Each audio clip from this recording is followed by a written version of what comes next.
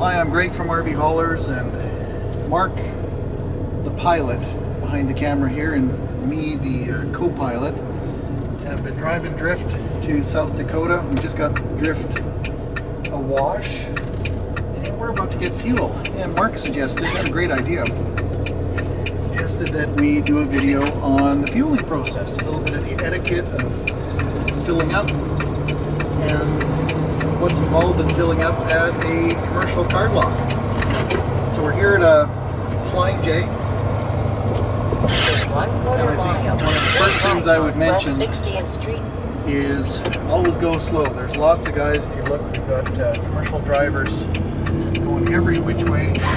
There's no lines painted on the roads here, so exercise caution. Another thing to mention, a lot of drivers, commercial drivers, may be sleeping even in the middle of the day. If you look at that lineup to our right hand side, there's probably 100 some trucks in here,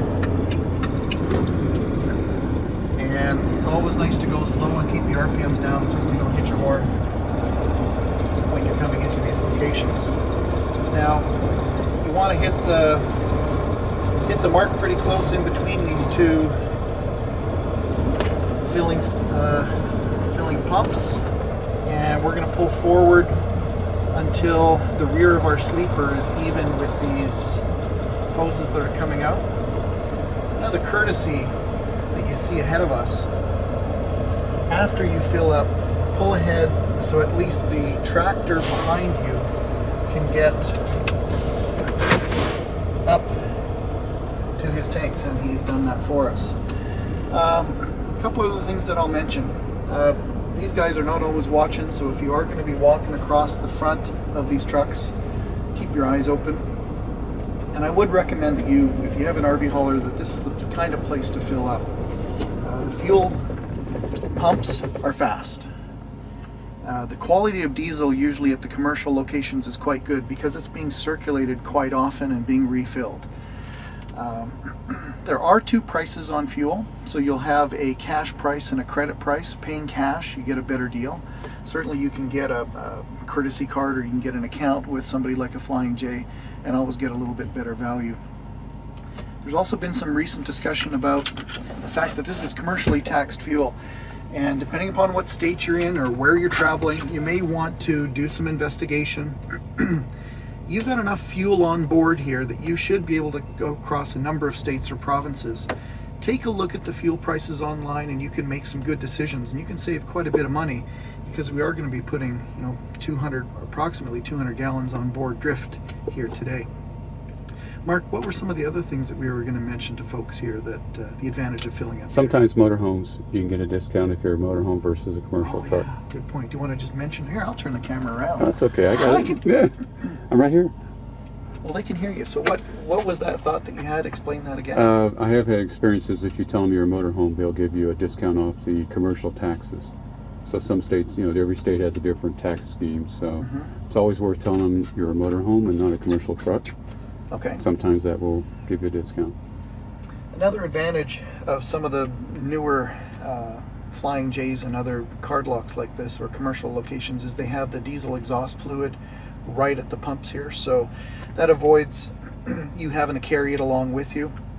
Of course, that's for some of these newer trucks that have the DEF tank, or the blue cap that you'll see on the driver's side. Now, if you don't have an account with whomever you've stopped at, usually the process is somebody has to go inside, take your credit card, and you identify which pump you're parked at and say, can you please pre-authorize $800 or $500? If you want to do a fill, you can suggest a higher amount. You never really know how much you're going to take. It's hard to be exact, but you can go high, because what they'll do, they'll pre-authorize your credit card, turn on the pump for you, or pumps in this case. There's a main and a satellite. You fill up to your high level, get it as full as you want, pull ahead, make sure that the driver behind you can get in, and then go in, and they will charge you the actual amount and give you a receipt for that. So we're going to go through that process here today, and we'll follow with the camera a little bit and show you, hopefully we get it right. Okay, one other thing is, experience I had, if you're a first timer coming to a location like this and you haven't used your credit card here, and you go in there and they run your credit card for an $800,000 hold, when you go back in, it may be shut down because of fraud detection. So that has happened to me. It's good to call your credit card company and tell them that you're going to be using the card for these purposes, so they don't shut it down on you. Thanks, Mark. You bet. Let's hop outside. Okay. You see it? Right there. What's the big letters? Island 20. Wait, your paparazzi's supposed to get in front of you. Do you have any comment, Mr. Jones, on the recent like scandal? I'm supposed to shove you somewhere. Get out of my way. Got a Motorhome number 20. What would you like to authorize? We're going to put 200 in.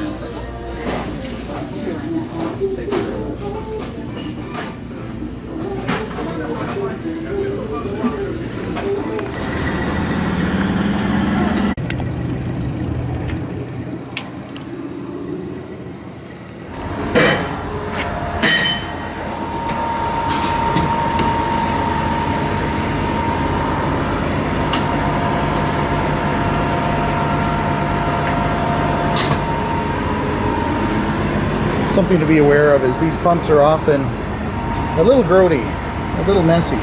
So having a set of disposable rubber gloves that you just toss every time is nice. Or, as in this case, Mark is using a rag.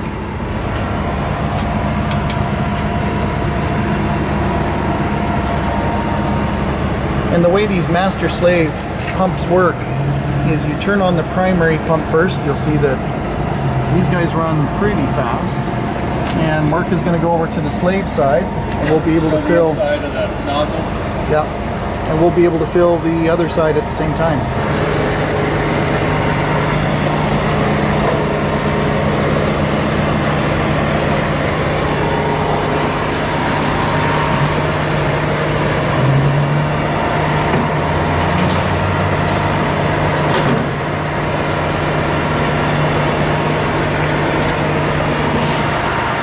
Be aware that you should be conscious of your security at some of these locations.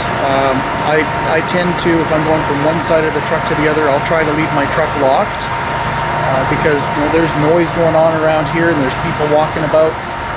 You may be working on one side of your truck or fueling your truck or washing your bugs, and somebody can step in from the other side and get you. Maybe if you keep your purse next to the door, just be careful about locking your vehicle.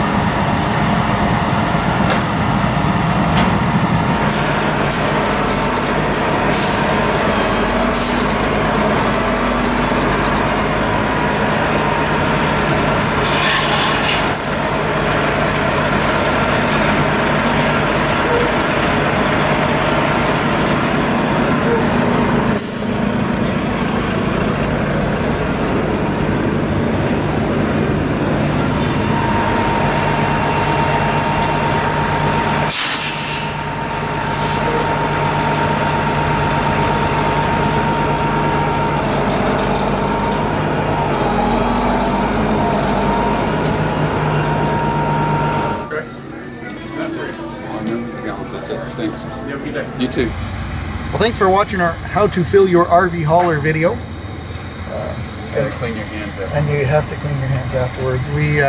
One of the practices I have is I carry a nice squirt bottle of organic cleaner that's good for your hands and bugs on the windshield. You won't tell me what's in it. It's a Canadian secret. But he always takes a drink of it after he sprays his hands. I don't understand that.